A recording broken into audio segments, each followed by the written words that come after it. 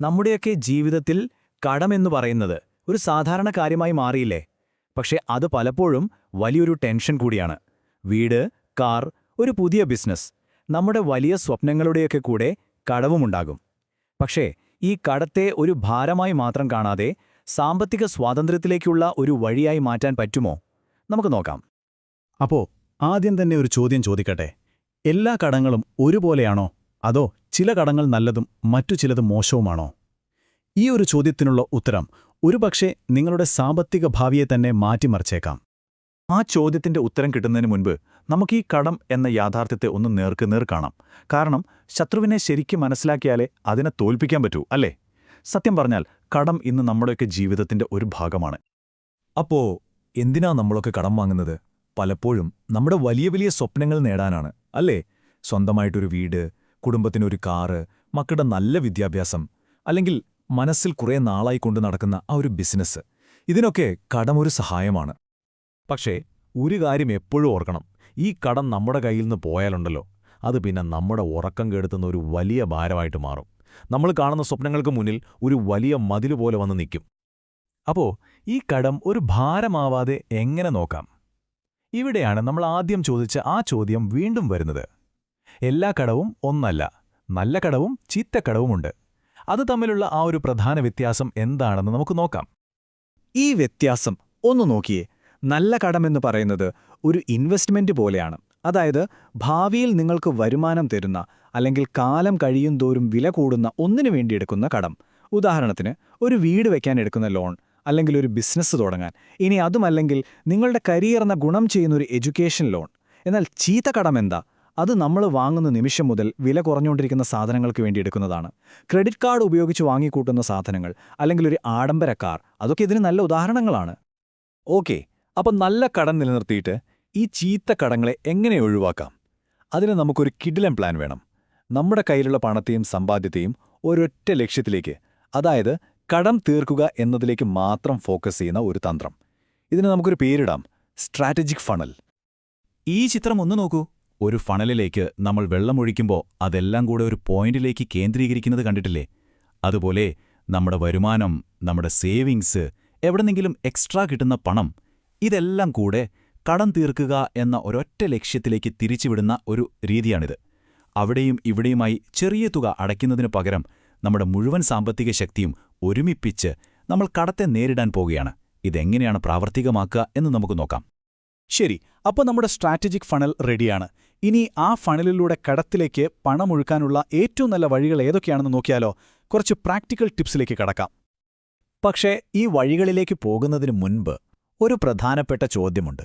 ഒരാൾക്ക് ശരിക്കും എത്ര കടം വരെ താങ്ങാൻ പറ്റും? അതിനെന്തെങ്കിലും കണക്കുണ്ടോ? ഉണ്ട്, തീർച്ചയായും ഉണ്ട്. അതിനൊരു കണക്കുണ്ട്. ഫിനാൻഷ്യൽ എക്സ്പെർട്സ് പറയുന്നത് എന്താണെന്ന് വെച്ചാൽ, നിങ്ങളുടെ ഡെറ്റ് ടു ഇൻകം റേഷ്യോ, അതായത് DTI 40% താഴെയായിരിക്കണമെന്നാണ്. സിംപിളായി പറഞ്ഞാൽ, നിങ്ങളുടെ മാസവരുമാനം 100 രൂപയാണെങ്കിൽ അതിൽ 40 രൂപയിൽ കൂടുതൽ ലോൺ അടയ്ക്കാൻ പോകരുത്. ഇത് നിങ്ങളുടെ ഫിനാൻഷ്യൽ ഹെൽത്ത് അളക്കാനുള്ള ഒരു പ്രധാനപ്പെട്ട അളവുകോലാണ്.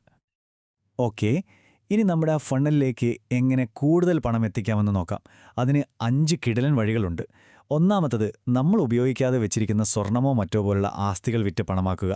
2, ചെറിയ ചെറിയ ചിലവുകളൊന്ന് പിടിച്ച് സമ്പാദ്യം കൂട്ടുക.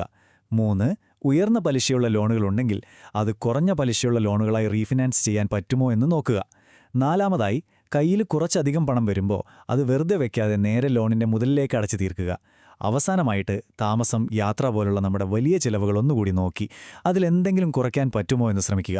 ഇതിലോരോന്നും നിങ്ങളുടെ കടം തീർക്കാനുള്ള സ്പീഡ് കൂട്ടും, ഉറപ്പാണ്. ഈ ഐഡിയ ഒക്കെ കേൾക്കാൻ നല്ല രസമുണ്ടല്ലേ? പക്ഷെ റിയൽ ലൈഫിൽ ഇതൊക്കെ എങ്ങനെയാണ് വർക്കാവുന്നത്? നമുക്ക് 3 പേരുടെ കഥ കേൾക്കാം.